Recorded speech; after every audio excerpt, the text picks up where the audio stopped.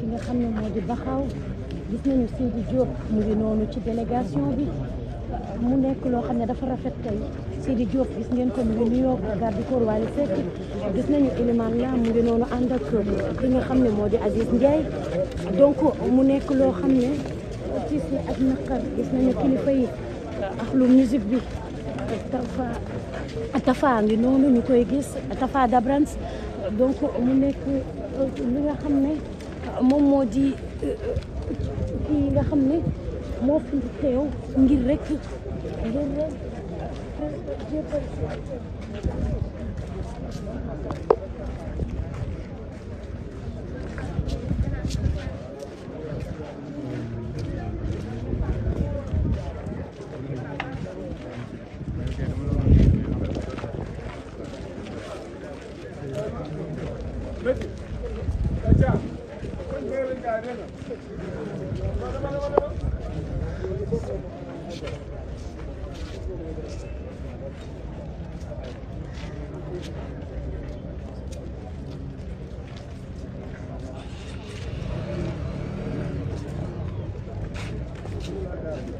tooy na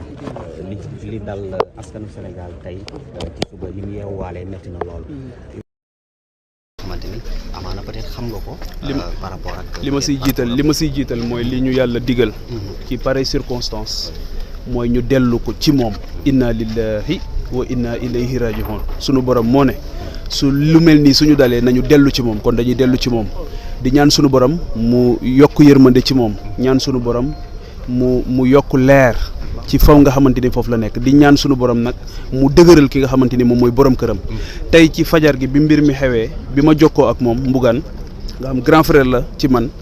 daf ne ma jigéen ju baax moo dem wa ma shahidna illa bi ma alim na nit ku nekk li nga xam ngay seede te fii li xew tey ki ci gën a mën a seede la personne la mieux indiquée Mbougane Gueye Dany la te moom moo seedeel soxnaam bi mu chemineel nekk ak moom ne jigéen ju baax moo dem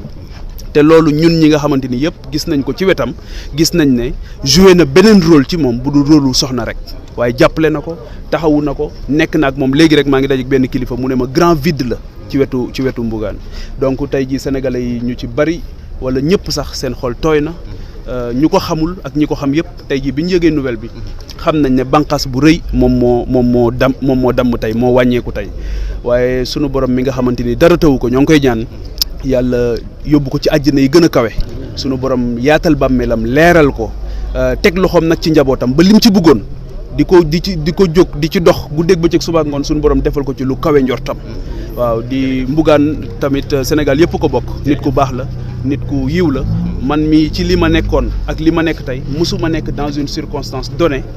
te Mbougane message yu ma wala mu woo ma ne ma Pape Djibril courage fonce dëgëral donc te moom njàmbaar googu daf koy firndeel wax dëgg yàlla ndax fa mu jógee ak fii mu agsi tey ku jàmbaarul doo ko def maa ngi gërëm baax di leen jàll yéen tamit ci saa si moom laa bindanteel moom mi nga xamante ni moom mooy borom këram mu confirmé ko ma jaale ko moom ci boppam moo ne ma jigéen ju baax